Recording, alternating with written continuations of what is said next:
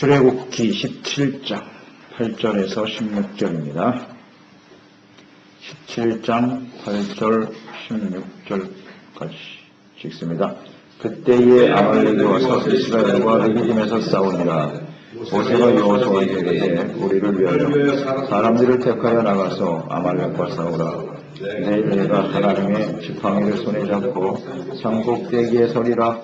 여호수아가 모세의 말대로 행하여 아말렉과 싸우고 모세와 아론과 훌은 산꼭대기에 올라가서 모세가 손을 들면 이스라엘이 이기고 손을 내리면 아말렉이 이기더니 모세의 이빨이 피곤하며 그들이 돌을 가져다가 모세의 아래에 놓아 그가 그에 앉게 하고 아론과 훌이 한 사람은 이쪽에서 한 사람은 저쪽에서 모세의 손을 붙들어 올렸더니 그 손이 해가 지도록 내려오지 않은지라. 여호수아와 칼날로 아말렉과 그 백성을 쳐서 무찌르니라. 여호와께서 모세에게 이르시되 이것을 책에 기록하여 기념하게 하고 여호수아에게 외워 들리라. 내가 아말렉을 없이 하여 천하에서 기억도 못하게 하리라. 모세가 제단을 쌓고 그 이름을 여호와 니시라 하고 이르되 여호와께서 맹세하시기를 여호와가 아말렉과 더불어 대대로 싸우시리라 하셨다 하였더라. 아멘. 전쟁과 승리의 비결.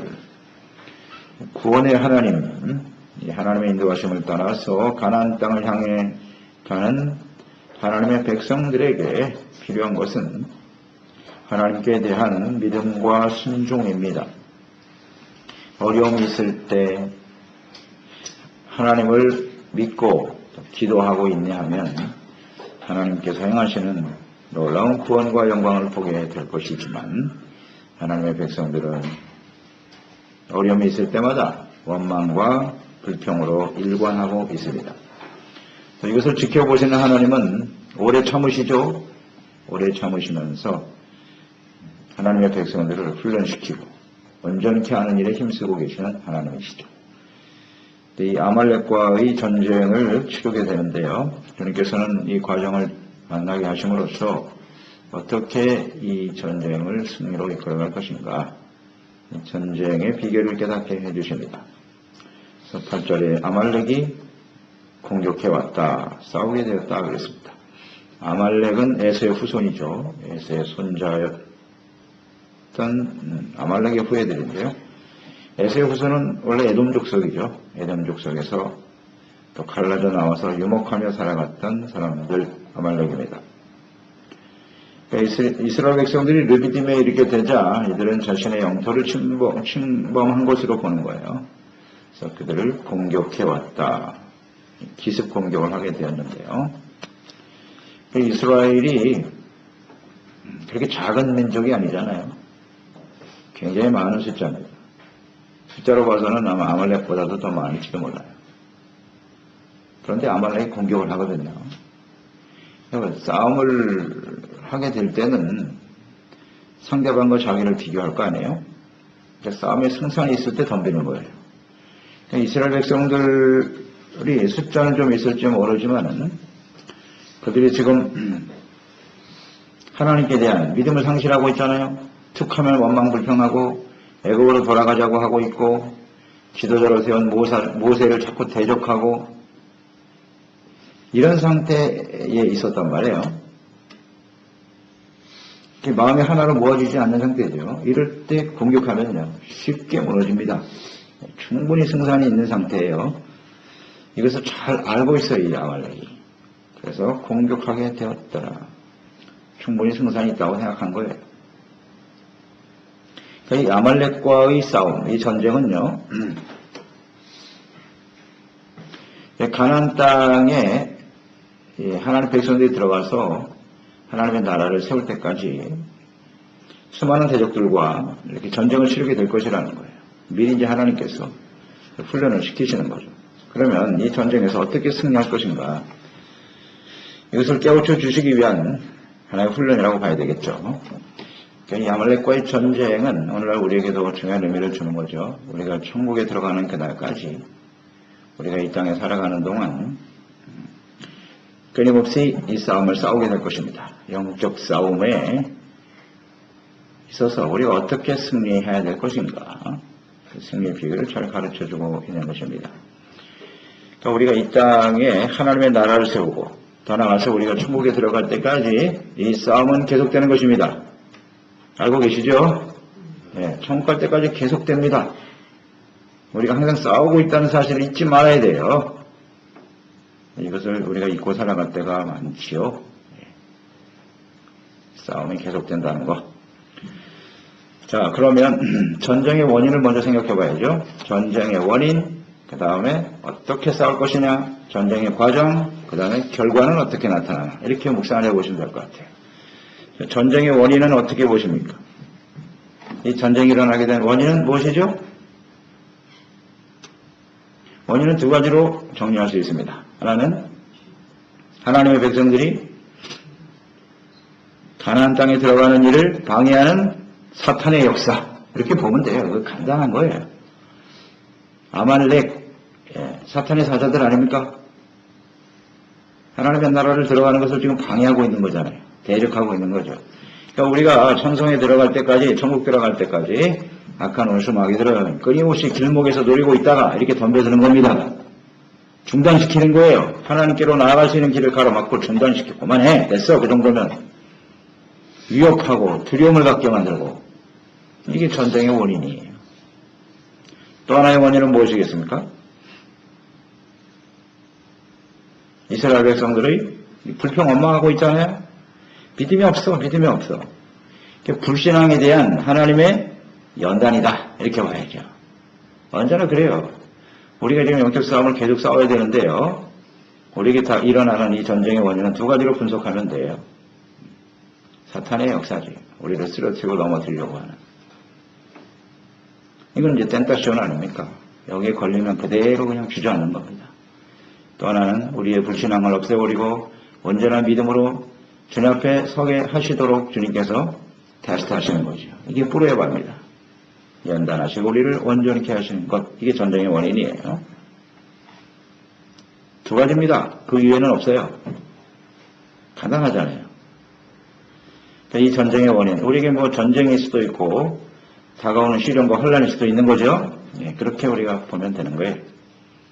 원인 두 가지니까.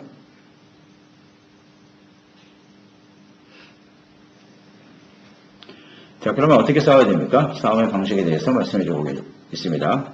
여호수아는 군사를 이끌고 나아가 싸우고, 아론은 하나님의 지팡이를 들고 산꼭대기에 올라가서 손을 들었다. 손을 드는 건 기도하는 거잖아요.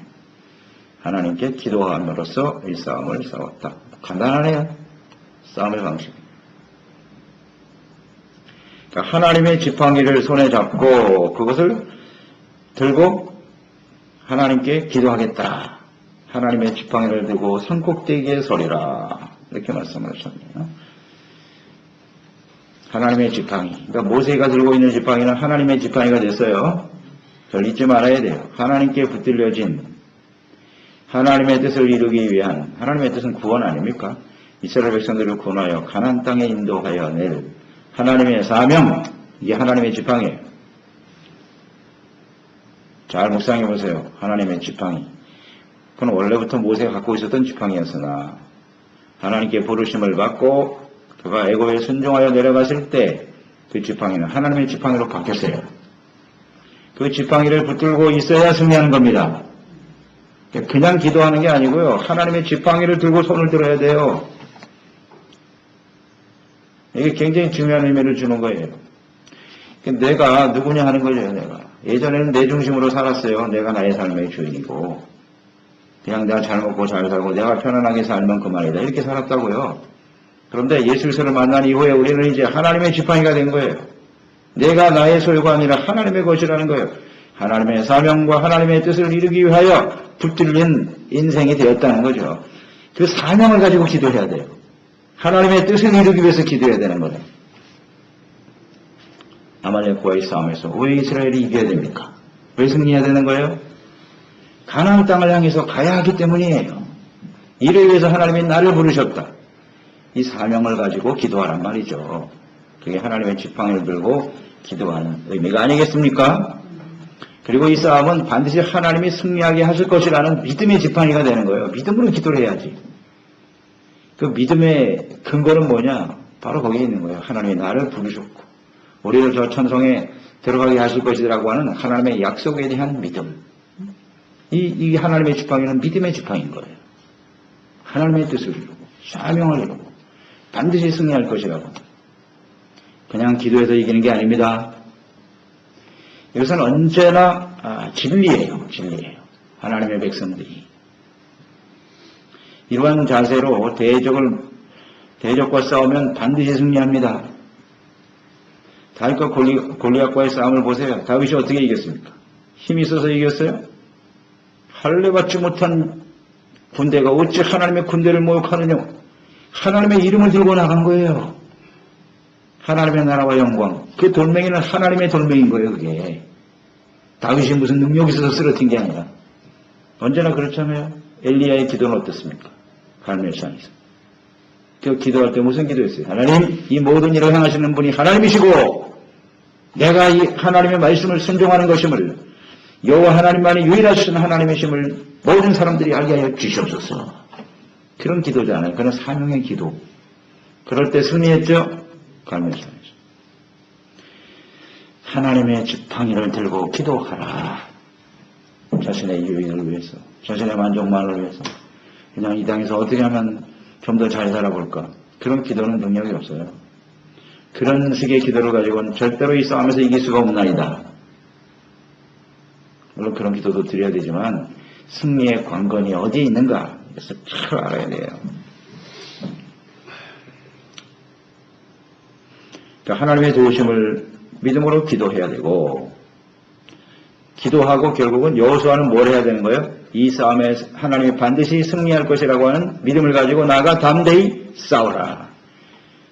기도와 순종을. 담대한 믿음을 가지고 나아가라. 두 가지네요. 그렇게 어렵지 않습니다. 어렵지 않아요. 11절, 12절에 모세가 팔을 들면 이기고 내리면 지더라. 자, 이게 굉장히 중요한 대목이죠. 그러니까 여호수아는 열심히 칼을 들고 나가 싸우고 있어요. 열심히 싸우고 있으나 이 전쟁의 정말 중요한 승리의 관건은 뭐냐? 기도에 달려있다는 거죠. 기도의 응답으로 이스라엘을 위해서 싸우시는 하나님. 그러니까 전쟁은 하나님께 속한 것이죠. 기도 안 하면 여호수아가 아무리 가서 용감히 싸워도 이길 수가 없더라는 거예요. 그래서 우리는 하나님께 기도한다. 기도는 기도의 의미를 잘 묵상해 봐야죠. 기도는 무엇입니까? 일단 겸손이죠. 기도는 겸손이다. 자신의 연약함을 솔직하게 인정하는 거예요. 이 싸움은 우리의 힘으로 이길 수가 없나이다. 그러니 하나님의 도우심과 능력으로 싸워 이겨 주시옵소서. 승리케 하소서. 연약함을 인정하라. 겸손이고요. 그 다음에 믿음이라 했죠. 겸손과 믿음. 하나님이 이기게 하신다. 그리고 또 하나는 기도는 하나님의 뜻을 이루는 것이다. 여기서 승리함으로써 가나안 땅을 향해 가야 되지 않습니까? 그러니까 하나님의 뜻이 이루어져야 되지요. 이게 핵심적인 요소예요. 기도는. 겸손하라. 믿음으로 기도하라. 하나님의 뜻을 이루기 위해서 간구하라. 이런 기도를 드릴 때 우리는 승리하게 되는 것입니다. 무작정 기도하면 안 돼요. 이런 기도에 분명한 요소가 있어야 돼요. 알고 기도하면 훨씬 더 응답이 빠른 거죠. 그러니까 이 능력의 근원이 하나님께 있다는 사실을 보여주는 거예요. 자, 모세가 손이 내려왔다. 내려오면 져요. 올라가면 이기고요. 그러니까 모세도 연약한 인간이다. 분명하게 보여주죠. 모세가 능력이 있는 게 아니에요. 모세와 함께 하시는 하나님이 능력이시지. 그래서 우리가 지도자가 되거나 사람들을 이끌어갈 위치에 섰을 때 결코 자신의 능력이 있다고 생각해서는 안 되는 거예요. 그런 착각 속에 많이 빠지잖아요. 자신이 뭐 대단한 사람인 것처럼 생각하는데 그런 생각을 하는 순간 이 싸움은 치는 거예요. 그래서 사탄한테 잡히는 거예요. 그러니까 제일 타락하고 넘어지기 쉬운 사람들이 이렇게 성공한 지도자들이에요. 이게 자신의 능력이라고 생각하는 순간 치는 거예요. 이 싸움은 지는 거예요. 언제나 이 부분을 묵상해야 돼요. 모세도 팔이 내려올 수밖에 없다. 그러면 지더라는 거죠. 하나님의 지팡이를 들고 손을 들고 있지만은 인간은 이렇게 연약한 존재라는 것을 항상 인정해야 한다. 잊지 말아야겠습니다. 이 말씀만 알아도 우리가 타락하지 않을 텐데. 다 넘어가잖아요. 내가 대단한 능력이 있는 사람인 줄 알고. 그렇지 않습니다. 손이 내려올 수밖에 없다. 언제나 우리는 능력의 근원이 하나님께 있음을 인정해야겠습니다. 그러니까 이 아론과 훌이 필요한 거 아니에요. 모세가 올라갈 때 혼자 올라갔습니까? 아론과 훌과 함께 올라갔어요. 우리는 여기서 묵상하는 바는 만약에 모세가 혼자 올라갔다면 어떻게 됐을까? 이 싸움은 진 겁니다. 아시겠죠? 모세 혼자 올라갔으면 졌어요. 아론과 훌이 함께 올라갔기 때문에 승리한 거예요. 손이 내려오면 지는 걸 봤죠. 이것은 기도로 하나님이 싸워서 이길 싸움이구나. 그러니까 우리가 해야 되는 그 기도의 책임과 사명이 얼마나 중요한지 아시겠죠?